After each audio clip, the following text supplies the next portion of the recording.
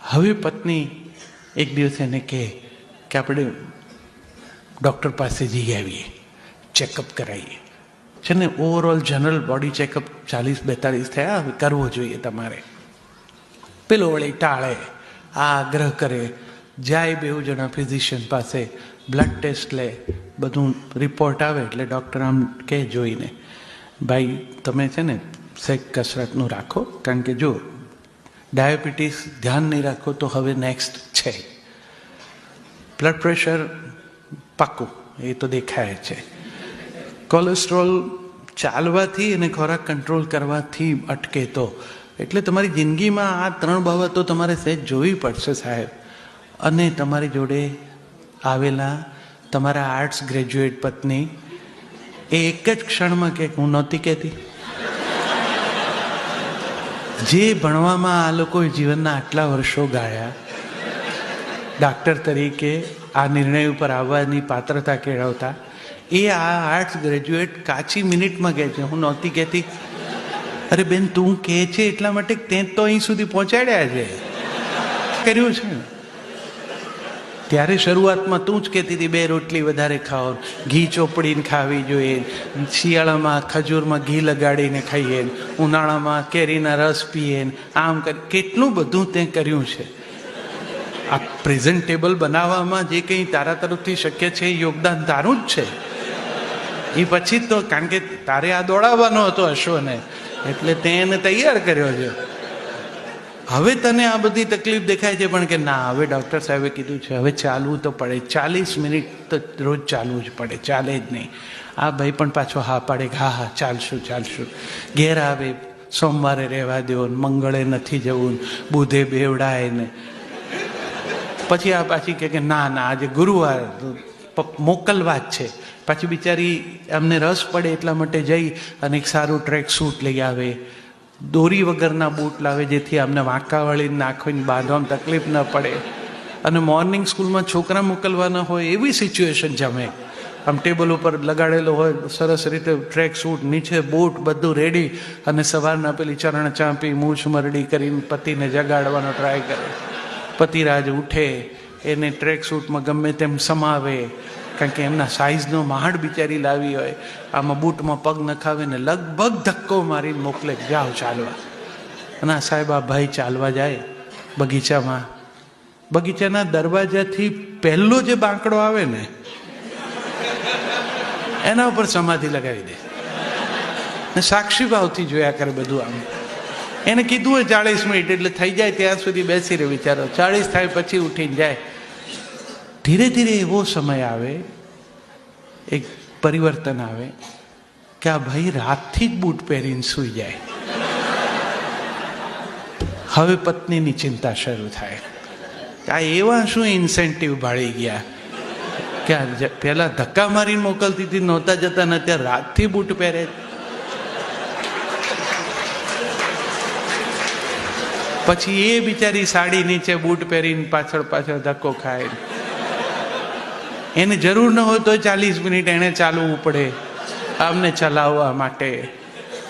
આ એક દાંપત્યનું એવું મધુર ચિત્ર છે. આને હળવાશથી લ્યો તો બહુ આનંદ જ આવે એવું છે. હેતુ મારો બીજો કંઈ નથી. આજે બિચારી આટલું કરે છે એ એટલા જ માટે એની ચિંતા એક જ છે કે તમારા બાએ મને સોંપ્યા ત્યારે કેવા હતા, આ પ્રેઝન્ટેબલ બનાવ્યા મેં, પીરસું હું જમી જાય કોક. એટલે જાગૃતિ સાથે એટલું એ ધ્યાન રાખે છે. પત્નીઓને ઈશ્વરે આ જે ડિફેન્સ મિકેનિઝમ મૂક્યું છે ને, તમે જો મોટા ભાગના ટેલિફોનનો એ અનુભવ છે, આ તમે લઈને આ સાધન છે ને, આને ઝૂરવાની તકલીફ જ રહેવા નથી દીધી. આ તમારા હાથમાં હોય. પહેલાં તો રાહ જોતા હતા, ઘરે ના જાઓ ત્યાં સુધી વાટ જોતા હતા. ઘણા તો બારણે ઊભા રહેતા હતા. અસલ મમ્મીઓને બાને યાદ કરો તો આખો દિવસ કામ કર્યું હોય ઘરમાં, પણ સાંજે બાપા આવવાના હોય તો પાછા પોતે મોં ધોઈ સરસ કંકુનો ચાંદલો કપાળમાં કરી, માથામાં વેણી નાખી અને બારસા કમાડની પાછળ આમ ઊભા રહીને જોવે. અને પછી દૂરથી દાદા આવે એટલે આમ હામાં ન દોડે, એ અંદર જતા રહે રસોડામાં. દાદા આવીને બહાર બેસે એટલે પાછા પાણીનો પ્યાલો લઈને આપે. Expression of love was very simple, પણ બહુ ક્યુટ હતું. હવે એવું નથી, હવે તો એક્રોસ ધ ટેબલ હાથ લાંબા ટૂંકા કરીને વાત કરી શકાય છે. પણ આજે કંઈ નવી પદ્ધતિ આવી, પત્ની જે કંઈ રસ લઈને કરી શકે છે પતિને માટે, એમ પતિ પણ થોડુંક પત્નીઓ પ્રત્યે થોડીક વિશેષ જાગૃતતા કેળવી અને પોતાના દાંપત્યને પ્રસન્ન રાખવા માટે કરે તો કંઈ ખોટું નથી. કોઈને બાંધી રાખવા માંગતું નથી. આ ફોનમાં મેં કીધું એટલા માટે કે આ ફોન લઈને નીકળનાર દરેકને ખબર છે કે ઘરનો ફોન વાગે જેવો ઘરથી, તો પહેલો તમે ફોન ઉપાડીને હેલો એટલું બોલો તો એ શું કહે છે? આ અમેરિકામાં આ જ કહેજો, ક્યાં છો? કોઈ એવું પૂછતું જ નથી કે કેમ છો. એને આપણે એમ કહીએ કે ભાઈ કે હમણાં ઘેરની અહીંથી હું ડીસા આવવા નીકળું તો એમ ડીસા જ આવું ને, પછી ક્યાં બીજે ઉતરીને. પણ એને શ્રદ્ધા ન હોય, એ પૂછે ક્યાં છો. અને પુરુષો પણ એટલા તૈયાર થઈ ગયા હોય છે ને, તરત જ એમ કે મંદિરમાં. એકદમ સેફેસ્ટ લેન્ડિંગ છે. એટલે એ પણ એટલી જ હોશિયાર હોય, એ તરત જ કંઈક તો ઘંટ વગાડો જો. દાંપત્ય અશ્રદ્ધાનું નામ નથી. દાંપત્ય એકબીજાની ચિંતામાંથી આવા પ્રશ્નો ઊભા કરતું હોય છે. તમે એકમેકને ઓળખી લો પછી મજા જ પડે. દાંપત્યને બહુ ભારે થઈને જીવવાનું હોતું જ નથી. દંપતિ એટલે દમન પામેલો પતિ કે હસબન્ડ એટલે જેનું હસવાનું બંધ થઈ ગયું છે એવું નથી. હળવાશથી જીવી શકાય, આનંદથી જીવી શકાય, એકમેકના સ્વભાવને સમજીને જીવી શકાય, તો અભિવ્યક્તિ પ્રેમની આપોઆપ સૌને મળશે. મેં તમારો ખાસો સમય લીધો છે, પણ મારા મનમાં દાંપત્યની પ્રસન્નતા એ દાદા દાદીથી શરૂ કરેલી વાતને દાદા દાદી ઉપર જ લાવીને હું મૂકીને પૂરી કરી શકું કે આપણે બધા હવે વેલેન્ટાઇન ડે ઉજવીએ છીએ.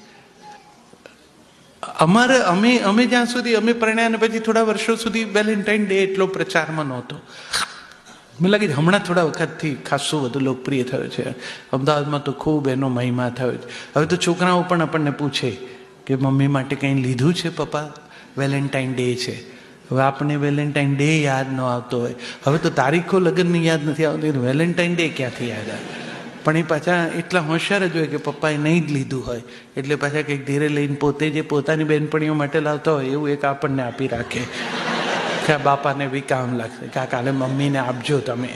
તો એ જે એક્સપ્રેશન છે, દાદા દાદીના વખતમાં આવું નહોતું. દાદા સવારના ઘરેથી નીકળે, મંદિરે દર્શન કરે, પાછા આવતી વખતે પેલી વાની દવા લેતા આવે, મલમ. બા ત્યાં સુધીમાં દાદાને આવતા જોઈએ શેરી નાકેથી, એટલે અંદર જઈને ચા બનાવે, સરસ મસાલાવાળી ગળી મધ જેવી ચા. દાદા આવે, બા ચાનો કપ ધરે, એ લઈને દાદા હિંચકે બેસે, બાને પેલું મલમ આપે. બા ઉંબર પર બેસી અને આમ ગોઠણ ઉપર ધીરે ધીરે મલમ આમ ઘસતા હોય. બાપા ચાનો સબડકો તાણે. આ લોકો એકમેકને આઈ લવ યુ કહેતા નથી, પણ એ લોકો વેલેન્ટાઇન ડે નહીં, વેલેન્ટાઇન વર્ષો જીવી જાય છે.